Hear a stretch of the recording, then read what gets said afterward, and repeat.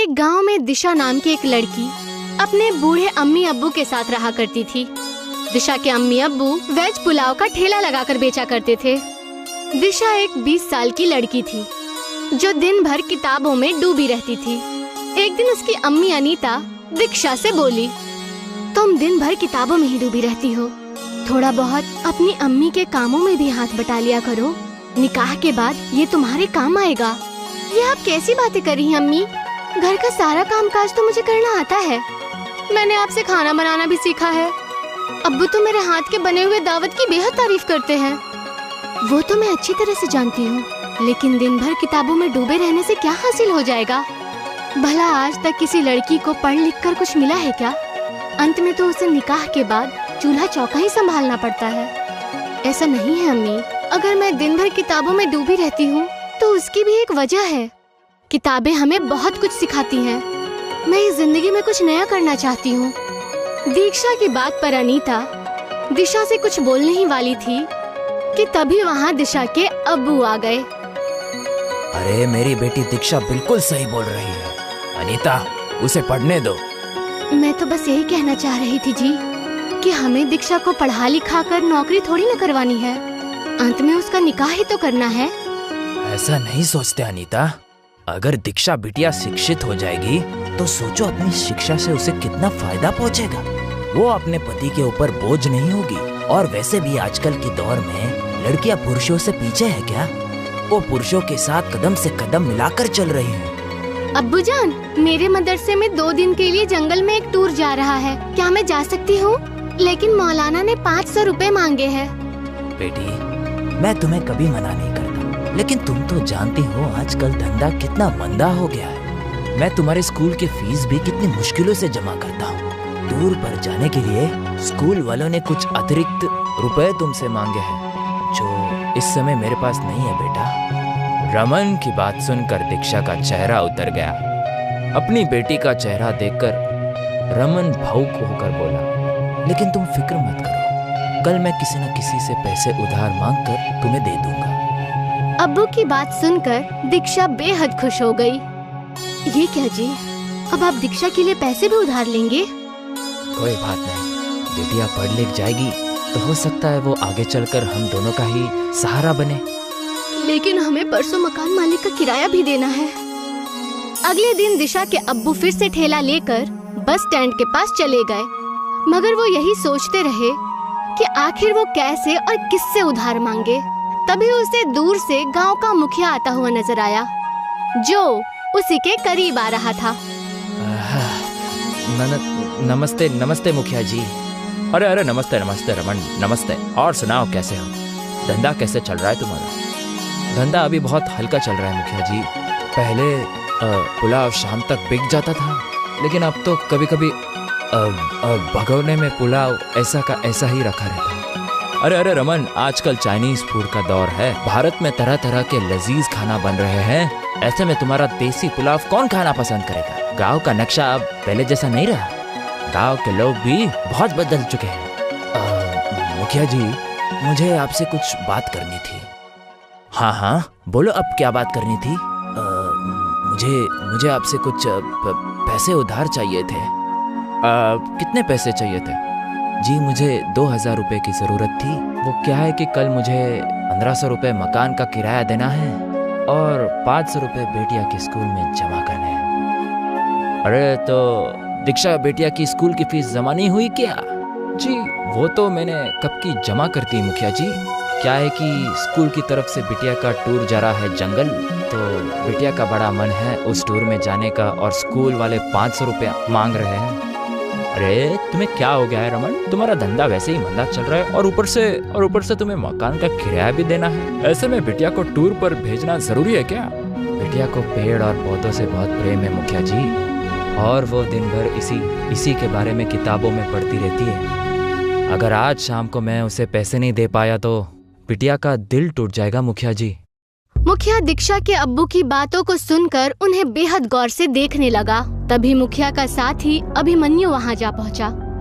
अभिमन्यु एक बेहद गंदे बर्ताव का इंसान था, जो मुखिया के हमेशा कान भरता रहता था।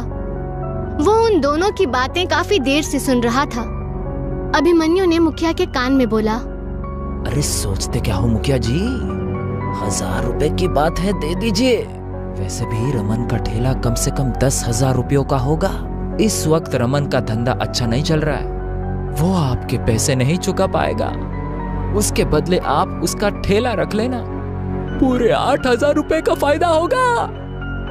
अभिमन्यु की बात मुखिया के दिमाग में बैठ गई। अरे ये पैसे कब तक दोगे मुझे? मुखिया जी मुझे बस 2 महीने का समय दे दीजिए। इससे पहले मैंने आपसे ना जाने कितने बार पैसे उधार लिए, लेकिन हमेशा चुका दिए हैं। अरे उस वक्त की बात अलग थी रमन, लेकिन इस वक्त की बात अलग है। मैं कुछ समझा नहीं मुखिया जी। अरे देखो रमन, आजकल सभी का धंधा मंदा चल रहा है, मेरा भी व्यापार थोड़ा सा मंदा ही चल रहा है, तो इसीलिए मुझे पैसे जल्दी चाहिए। और दूसरी बात, मुझे गिरवी रखने के लिए भी कोई सामान चाहिए। मुखिया की बात सुनकर दीक्षा के अब्बू बेहद बुरी तरह से चौंक पड़े। दीक्षा के अब्बू जानते थे कि मुखिया अंदर से अच्छे स्वभाव का इंसान था। दीक्षा के अब्बू समझ गए कि मुखिया के कान किसी और ने नहीं, बल्कि कुछ देर पहले अभिमन्यु ने ही भरे थे। मगर दीक्षा के अब्बू मजबूर थे, क्योंकि मुखिया के अलावा गांव में कोई भी 2,000 रुपए उसे उधार नहीं दे सकता था। मेरे पास क्या है मुखिया जी, गिरवी रखने के लिए सिर्फ एक किराए का मकान है। और क्या आपको मेरी जबान पर भरोसा नहीं है? अरे भरोसे के जमाने चले गए रमन, हमारा ये ठेला किस दिन काम आएगा? अगर तुम मुझे महीने के अंदर अंदर पैसे नहीं दे पाए तो मैं ये तुम्हारा ठेला जब्त कर लूंगा, और तुम्हें इस बात का कोई बुरा नहीं मानना चाहिए। दीक्षा के अब्बू सोचते हुए बोले, ठीक है मुखिया जी, जैसी आपकी मर्जी। मुखिया मुस्कुराता हुआ वहाँ से चला गया। शाम को दीक्षा के अब्बू ने 500 रुपए दीक्षा को दे दिए। दीक्षा बेहद खुश होकर वहाँ से चली गई। दीक्षा के अब्बू ने सारा मसला दीक्षा की अम्मी को कह सुनाया। ये क्या किया आपने? आप बेहद अच्छी तरह से जानते हैं कि अभिमन्यु एक नंबर का बेईमान आदमी है। मुखिया जी एक अच्छे स्वभाव के और नेक दिल इंसान है। जरूर अभिमन्यु की तुम्हारे ठेले पर नीयत खराब हो गई होगी। आखिर मुखिया जी आपका ठेला लेकर क्या करेंगे? वो जरूर आपके ठेले को अभिमन्यु को दे देंगे। जब आपके पास ठेला ही नहीं रहेगा तो आप क्या करेंगे? तब तक कोई ना कोई हल निकल आ जाएगा। वैसे भी हमें कल मकान मालिक का किराया चुकाना तो है ही। 1500 रुपए तो वैसे भी मुझे मुखिया जी से मांगने पड़ते हैं। अगले दिन दीक्षा जंगल के टूर पर चली गई। दीक्षा जंगल के घने दरख्तों को बेहद गौर से देख रही थी। तभी उसकी नजर एक बूढ़ी औरत पर पड़ी। उसने देखा कि वो बूढ़ी औरत केले के पत्तों में कुछ पका रही थी। केलों के पत्तों में से बेहद अच्छी खुशबू आ रही थी। दीक्षा अपने आप को रोक नहीं पाई और उस बूढ़ी औरत के पास चली गई। ये क्या है आंटी? ये केलों के पत्तों की बनी हुई बिरयानी है बेटी। ये कैसे मुमकिन हो सकता है? बिल्कुल मुमकिन हो सकता है बेटी, मैं इसकी रेसिपी को अच्छे से जानती हूँ। दीक्षा उस बूढ़ी औरत के चेहरे को गौर से देखने लगी। आपके चेहरे की झुर्रियाँ मुझे बता रही हैं कि आप इस जंगल की रहने वाली नहीं हैं और ये रेसिपी इस देश की नहीं है। तुम तो बेहद चालाक हो बेटी, तुमने कैसे अंदाजा लगा लिया? मैं दिन भर किताबों में पढ़ती रहती हूँ, मुझे कुछ नया सीखने का शौक है। तुम बेहद अच्छी बातें करती हो। क्या नाम है तुम्हारा? दीक्षा। दीक्षा, दीक्षा तुमने बिल्कुल सही पहचाना। मैं अपनी जवानी में ही आधी दुनिया घूम चुकी हूँ।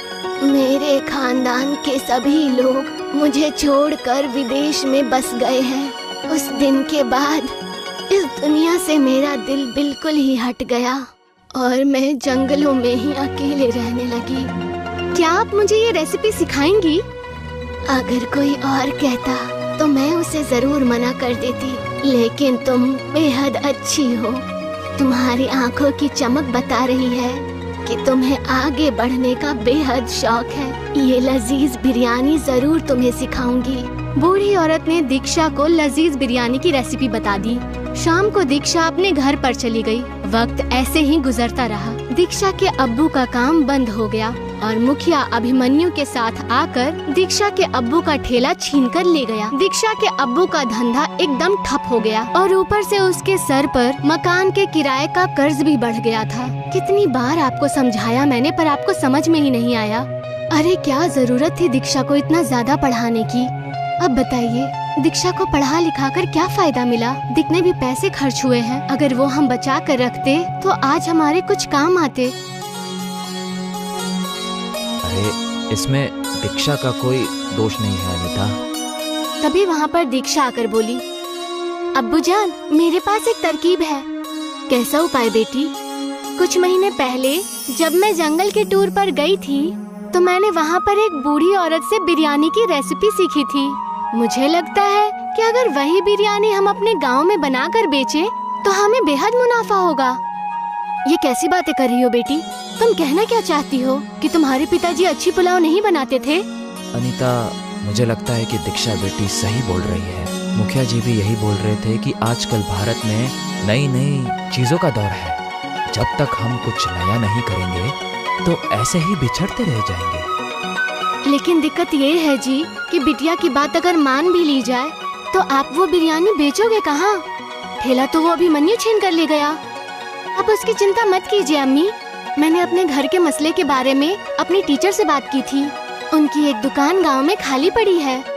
उन्होंने मुझसे कहा है कि जब तक तुम्हारे अब्बू के पैसों का मसला हल नहीं हो जाता तक वो हमें अपनी दुकान दे सकती है। दीक्षा की बात सुनकर दीक्षा के अब्बू खुश हो गए। अगले दिन दीक्षा अपने अब्बू को खेतों में ले गई और अपने अब्बू जान के साथ बेहद सारे केलों के पत्तों को तोड़कर दुकान पर ले गई। दीक्षा के अम्मी और अब्बू ने पहले से ही दुकान की साफ सफाई कर दी थी। दीक्षा ने केले के पत्तों में बासमती चावल और कुछ अन्य चीजें डालकर उन्हें अंगारों पर पकने के लिए रख दिया और कुछ ही देर में पत्तों की बिरयानी बनकर तैयार हो गई। उसमें से इतनी अच्छी खुशबू निकल रही थी कि वहाँ से जाने वाले लोग खुद को रोक नहीं पाए। तभी एक आदमी उनके दुकान पर जाकर बोला, अरे आपकी दुकान में से तो बहुत अच्छी खुशबू आ रही है। क्या ये कोई नई होटल है? दीक्षा के अब्बू कुछ बोलते उससे पहले ही दीक्षा ने उस आदमी से बोला, आपने बिल्कुल सही पहचाना, ये हमारा नया होटल है, केले के पत्तों की बिरयानी वाला होटल। वो आदमी तुरंत उस दुकान के एक टेबल पर बैठते हुए बोला, मुझे भी एक प्लेट खानी है। तभी दीक्षा ने उसे गर्मा गर्म बिरयानी परोस दी। वो आदमी देखते ही देखते बिरयानी की 4-5 प्लेट खा गया। मजा आ गया। कितने हो गए? 2000 रुपए। उस आदमी ने बेहद खुशी खुशी दीक्षा को 2000 दे दिए। वो आदमी शहर का रहने वाला था और एक फेमस यूट्यूबर था। अरे इस तरह का खाना मैंने जिंदगी में पहली बार खाया है। मुझे नहीं लगता ये भारत में कहीं और बनता होगा। अगर आपको एतराज ना हो तो क्या मैं आपका फोटो केलों के पत्तों के बिरयानी के साथ सोशल मीडिया पर पोस्ट कर सकता हूँ? हाँ, क्यों नहीं। इससे तो हमारे होटल को बेहद फायदा होगा। उस आदमी ने दीक्षा की एक तस्वीर पत्तों के बिरयानी के साथ खींचकर फेसबुक पर अपलोड कर दी और वहाँ से चला गया। रमन 2000 देखकर बेहद खुश हो गया। इतने पैसे तो वो 10 दिन में भी नहीं कमा पाता। देखा अनीता, बिटिया का पढ़ना लिखना कितना काम आ रहा है। सोचा अगर हम इसे नहीं पढ़ाते तो हमारी क्या स्थिति होती। आप बिल्कुल सही कह रहे हैं। मुझे तो अपनी सोच पर बेहद शर्म महसूस हो रही है। कुछ ही दिनों में देखते ही देखते दीक्षा की वो फोटोज पूरे भारत में फेमस हो गई। दीक्षा के होटल पे दूर दूर से लोग केले के पत्तों की बिरयानी खाने के लिए आने लगे। कुछ ही महीनों के बाद दीक्षा के अब्बू ने वो दुकान दीक्षा की टीचर से खरीद ली। अब रमन का एक बेहद सुंदर मकान बन गया था और वो गांव केले के पत्तों की बिरयानी के नाम से प्रसिद्ध हो गया था। और ये बात अभिमन्यु को बिल्कुल भी रास नहीं आई और उसने मुखिया से बोला, अरे मुखिया जी, ये तो आपकी इंसल्ट है। आपके गांव का नाम आपकी वजह से नहीं बल्कि दीक्षा की वजह से मशहूर हो रहा है। इससे पहले कि मुखिया अभिमन्यु से कुछ बोलता कि तभी मुखिया की पत्नी गुस्से में बाहर आकर बोली, अब तुम्हें घर में आने की कोई जरूरत नहीं है। अरे ये क्या कह रही हो तुम? अभिमन्यु मेरा साथी है। तुम्हारा साथी नहीं बल्कि तुम्हारा दुश्मन है। अरे तुम्हें तो दीक्षा को इनाम देना चाहिए। दीक्षा की वजह से हमारे गांव का नाम कितना मशहूर हुआ है। हमारे बच्चों को आगे बढ़ने की सीख मिली है और ये अभिमन्यु दिन भर गांव वालों के खिलाफ तुम्हारे कान भरता रहता है और तुम्हें भड़काता रहता है। इस अभिमन्यु की वजह से तुम्हारा नाम कितना खराब हुआ है, तुम्हें इसका अंदाजा भी है। मुखिया को अपनी बीवी की बात समझ आ जाती है। उसने अभिमन्यु को धक्के देकर घर से बाहर निकाल दिया। शाम को मुखिया और उसकी बीवी दीक्षा के अब्बू के होटल पर बिरयानी खाने पहुँचे। अरे मुझे माफ कर दो रमन, मैंने तुम्हारे साथ बहुत बुरा बर्ताव किया। अभिमन्यु की बातों में आकर मैंने तुमसे तुम्हारा ठेला भी छीन लिया। ऐसा नहीं है मुखिया जी, ये तो ऊपर वाले की लीला है। पैसा नहीं करते तो भला मैं इतना बड़ा आदमी कैसे बनता। लेकिन मैं कितना भी बड़ा क्यों ना बन जाऊं, आपसे हमेशा छोटा ही रहूंगा, क्योंकि आप हमारे गांव के मुखिया हैं। दीक्षा के केले के पत्तों की बिरयानी आज भी शहर से लोग खाने के लिए आते हैं। वानगांव नाम का एक कस्बा था। नमन वहाँ अपने गरीब परिवार के साथ रहा करता था। नमन की माँ सुकन्या लंबी बीमारी से गुजर रही थी, जिसे लेकर नमन बेहद परेशान रहा करता था। माँ की बीमारी के कारण नमन अपनी पढ़ाई भी पूरी न कर सका। माँ, मैं सोच रहा हूँ कि कुछ दिन शहर जाकर नौकरी ढूंढ लूँ। तब तक आप अपना ध्यान रखिएगा, शायद बाबा हमें वहाँ मिल जाए। बेटा, तुम्हारे पिताजी को लापता हुए 25 साल बीत गए हैं। तुम कितनी बार शहर जाकर छानबीन कर चुके हो, लेकिन उनका कोई पता नहीं चला। अब उम्मीद करना ही गलत है। माँ, मुझे पूरा यकीन है कि बाबा को मैं इस बार जरूर ढूंढ कर लाऊंगा। तुम्हें मेरी तबीयत के बारे में बेहद अच्छे से पता है। मैं इस झोपड़ी में अकेले नहीं रह सकती। मैं भी तुम्हारे साथ चल रही हूँ। जो होगा हम दोनों साथ में देख लेंगे। माँ बेटे दोनों ही अपना बोरिया बिस्तरा बांधकर शहर के लिए रवाना हो गए। कुछ दूर चलने के बाद रमन ने देखा कि उनके पास रखा पानी खत्म हो चुका है। मुझे बेहद प्यास लगी है बेटा, कहीं से पानी लेकर आ, वरना मैं गश्त खाकर यहीं गिर जाऊंगी। आप यही पास वाले बगीचे में बैठ जाइए, मैं तब तक पानी लेकर आता हूँ और जल्दी आता हूँ। आप फिक्र मत कीजिएगा। बेटा, जितना तुमने दिलासा दिया है ना, उतने में तो तुम जाकर पानी ले आते। जाकर ले आ। नमन पास के कस्बे में पानी ढूंढने के लिए जाता है, लेकिन हर जगह उसे खाली सड़कें और सिर्फ दरख्त ही नजर आ रहे थे। और उन्हीं सड़कों पर उसे एक घर दिखाई देता है, जो कि ठीक पहाड़ों के बीच में था। उस घर को देखते ही नमन खुश हो जाता है। वहाँ एक घर नजर आ रहा है, मुझे वहाँ जाकर देखना होगा, बस पानी मिल जाए। नमन उस घर में जाता है और दरवाजा खटखटाने लगता है। कोई है? कोई है? यहाँ पर कोई है? मेरी माँ का प्यास से बुरा हाल हो चुका है। मेहरबानी करके मेरी मदद कीजिए, दरवाजा खोलिए, मुझे आपकी मदद चाहिए। हाँ हाँ, रुको बेटा, मैं आया। उस बूढ़े आदमी ने दरवाजा खोला और मटके से पानी निकाला और ग्लास में लाकर उसे देते हुए बोला, चलो चलो, जल्दी से चलो, मेरे पास ये पानी रखा हुआ है, ये उन्हें पिला दो। साथ ही मैंने कुछ जामुन लिए हैं, उन्हें ये जामुन खिलाकर पानी पिला देना, वो अपने आप ठीक हो जाएगी। जैसा आप कहे, ये चीज मुझे दे दीजिए, मैं आपसे वहाँ पहले पहुँच जाऊंगा। नमन उस आदमी से सारी चीजें लेकर अपनी माँ के पास पहुँच जाता है। पानी पानी पानी, जल्दी ले आओ बेटा। माँ, तुम फिक्र मत करो, ये लो पानी, मैं लेकर आ गया हूँ माँ। और सबसे पहले ये जामुन खा लो। उस जामुन को खाकर नमन की माँ बिल्कुल तंदुरुस्त हो गई, जिसे देखकर नमन बेहद हैरान हो गया। माँ, अब तो एकदम बदल गई है, ये सब क्या है? मैंने आपको इतना ठीक तो कभी नहीं देखा। मैं खुद ये बात नहीं समझ पा रही हूँ कि आखिर ये सब माजरा क्या है और तुम्हें ये जामुन कहाँ मिले। और उस जामुन का स्वाद एकदम जाना पहचाना था। इतने में ही वहाँ पर वो शंकर आ जाता है, जिसे देखकर नमन की माँ सुकन्या हैरान हो जाती है। आप यहाँ? नमन नमन नमन, यही तुम्हारे पिताजी हैं, जिन्हें हम शहर ढूंढने के लिए जा रहे थे। बाबा, आप हमें क्यों छोड़कर चले गए? मैं तुम्हें सारी सच्चाई अच्छे से बताता हूँ। उस वक्त गांव में बाढ़ आ चुकी थी। पास का ही एक डैम खुलने की वजह से सारा पानी कस्बे के अंदर आ गया था। अरे शंकर, जल्दी से अपने परिवार को उठाकर उनके रिश्तेदारों के पास भेज दो। डैम खुलने की वजह से इस कस्बे में पानी आ चुका है और जल्दी सारा कस्बा डूब जाएगा। ये तुमने ठीक कहा भाई, मैं अभी ऐसा ही करूँगा। उस वक्त शंकर ने ठीक वैसा ही किया। अपने बच्चे नमन और अपनी बीवी सुकन्या को रिश्तेदारों के पास भेज दिया। तुम दोबारा इस डूबते हुए कस्बे में मत आना, मैं तुम्हारे पास जल्द ही आऊँगा। आप जल्दी से हमारे पास आ जाइएगा, मैं आपका इंतजार करूंगी। बस नमन बेटे का ख्याल रखना। उसके बाद मैंने एक खबर सुनी कि रास्ते से जाती हुई बस खाई में गिर गई है।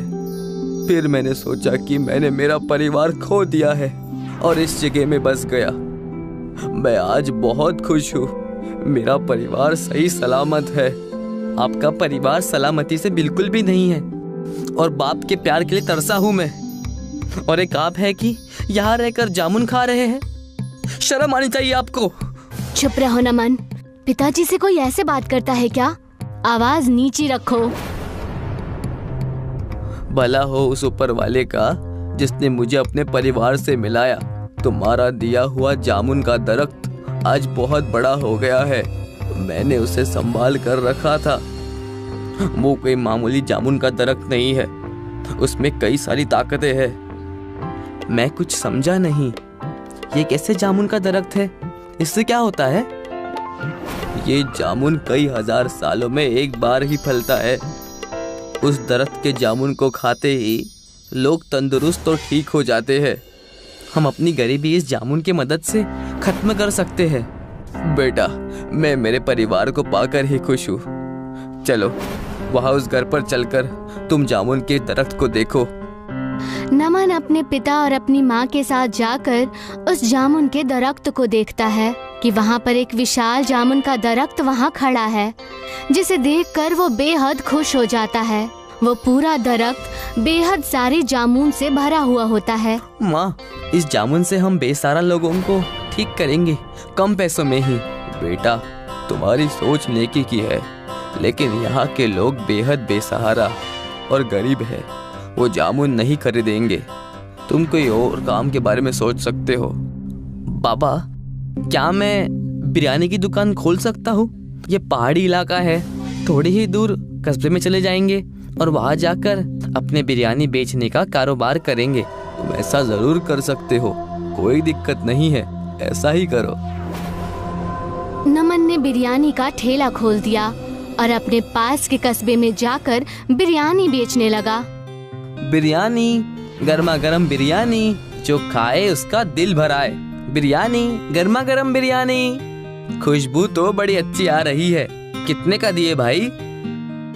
सिर्फ 50 रुपए, और वो भी पेट भर। अरे वाह, ये तो बहुत ही सस्ता और बहुत ही अच्छा है। दे दो, मेरे परिवार के लिए पूरे 200 रुपए का। जी। ऐसे ही नमन की बिरयानी बेहद ज्यादा चर्चित हो गई। कुछ दिन निकल चुके थे। नमन पूरी मेहनत से अपना काम किया करता था और अपने माँ पिताजी की सेवा भी किया करता था।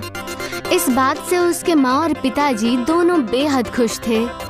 माँ, मैं आपके लिए ये मंगलसूत्र लेकर आया हूँ, सोने का। अरे वाह बेटा, तुम हमेशा ऐसे ही तरक्की करो और बेहद काबिल बनो। सब बात कर ही रहे थे कि तभी वहाँ गांव का मुखिया रोते हुए आया।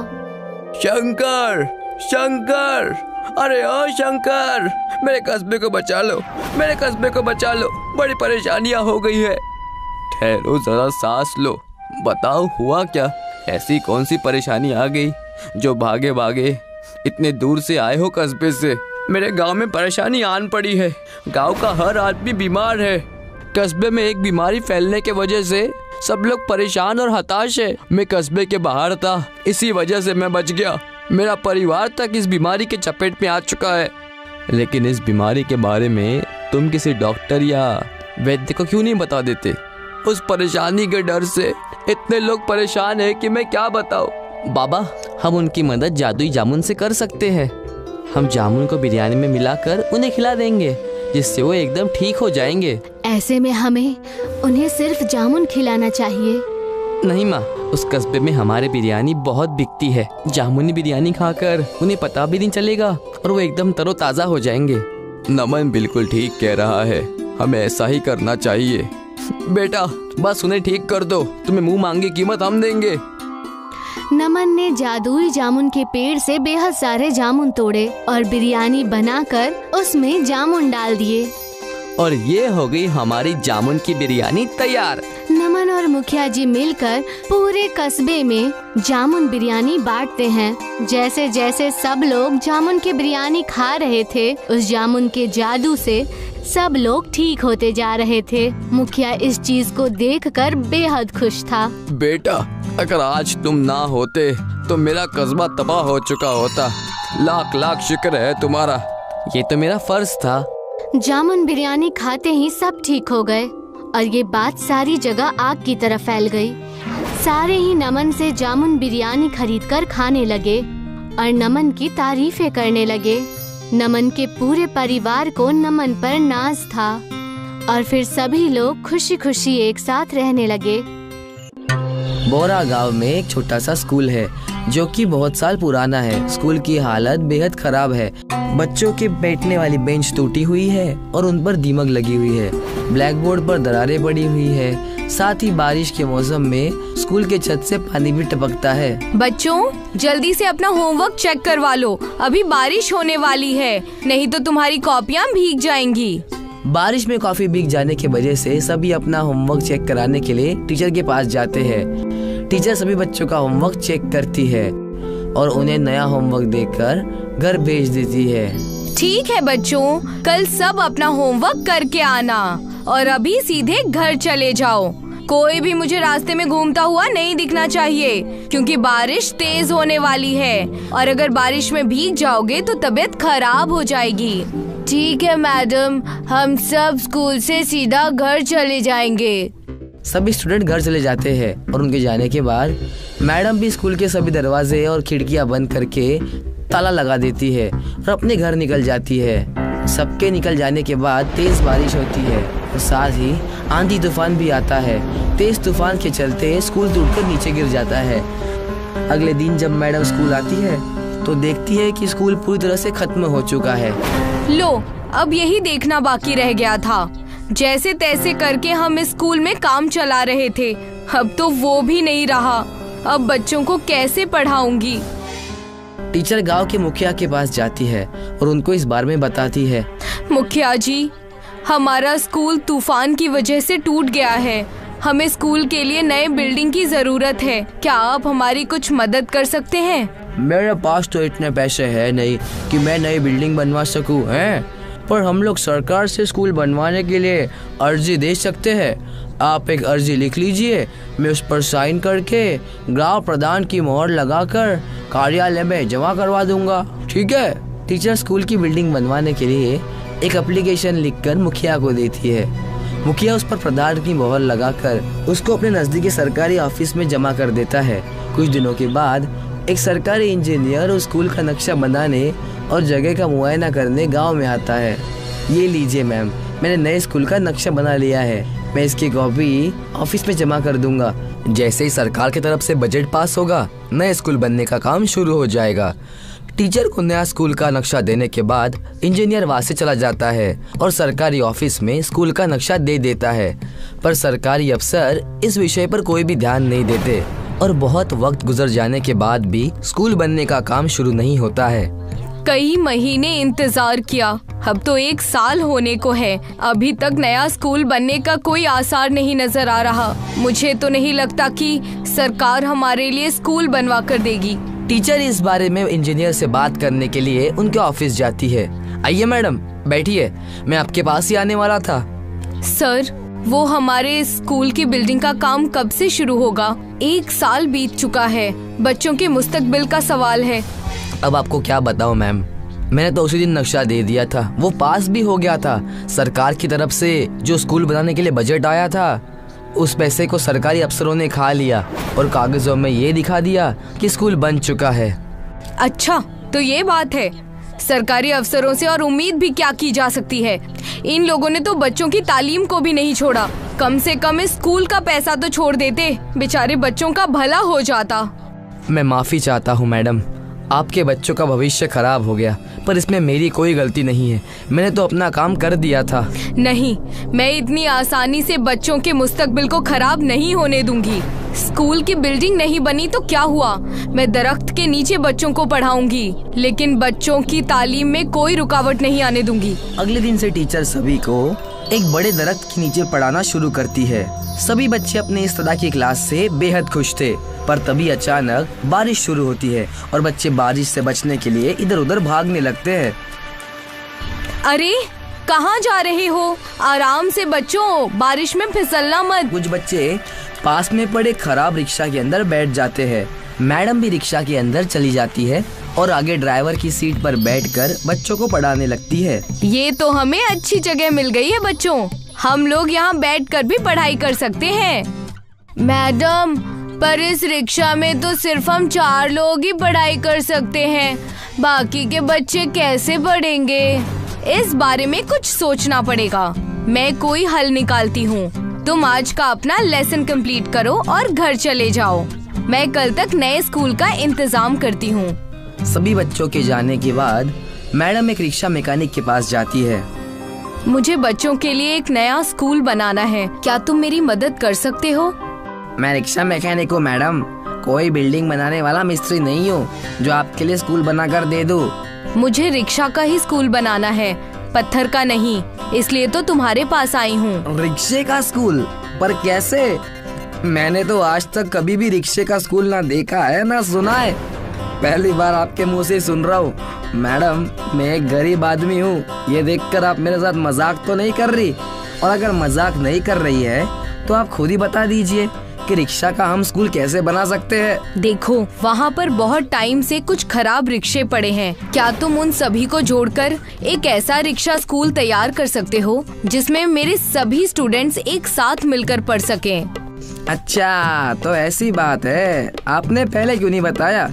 यह तो मैं अच्छे से कर सकता हूँ। आप सब मेरा कमाल देखते जाइए। मैं सभी खराब रिक्शा को जोड़कर एक ऐसी स्कूल बनाऊंगा कि आप देखती रह जाएंगी। अब वो मैकेनिक सारे खराब पड़े हुए रिक्शा को एक जगह इकट्ठा करता है और एक एक करके जोड़ देता है। ये लीजिए मैडम, आपका रिक्शा स्कूल चकाचक बनकर तैयार हो गया है। अंदर में ब्लैक बोर्ड फिट कर दिया है। बहुत बहुत शुक्रिया। तुम्हारा जो भी बिल हुआ है वो मुझे दे दो, मैं पे कर दूंगी। कैसी बात कर दी है मैडम आप? बच्चों के भविष्य के लिए आप इतना कुछ कर रही है और मैं इतना भी काम नहीं कर सकता क्या? और वैसे भी मेरी बेटी स्नेहा को आप ही पढ़ाती है ना? ठीक है, फिर मैं चलती हूँ, बच्चों के स्कूल का टाइम हो रहा है। अब टीचर रिक्शा स्कूल के ड्राइविंग सीट पर बैठकर उसे चलाने लगती है और बच्चों के घर जाकर उनको पिक करती है। एक औरत को रिक्शा चलाता देखकर लोग उनका मजाक उड़ाते हैं, पर टीचर उनकी बात पर कोई ध्यान नहीं देती है। अरे वो देखो, औरत रिक्शा चला रही है। अब टीचर सभी स्टूडेंट को उनके घर से पिक करती है और सभी को रिक्शा स्कूल के अंदर पढ़ाती है और छुट्टियां होने पर सभी को घर पर ड्रॉप कर देती है। सभी बच्चे भी मन लगाकर पढ़ाई करते हैं और एग्जाम में टॉप करते हैं। ये देखो बच्चों, हमारे स्कूल के बारे में न्यूज़पेपर में आर्टिकल छपा है, सभी ने टॉप किया है, इसलिए सभी स्टूडेंट्स को नई क्लास के लिए ऑल द बेस्ट। अब ये बात सभी जगह फैल जाती है कि एक टीचर स्कूल न होने की वजह से रिक्शा में घूम घूम कर बच्चों को पढ़ाती है। सरकार के कानों तक जब ये बात पहुंचती है तो सरकार उन घुसखोर अफसरों को नौकरी से निकाल देती है जिन्होंने स्कूल बिल्डिंग का पैसा खाया था, और टीचर को उसके इस नेक काम के लिए अवार्ड से सम्मानित करते हैं।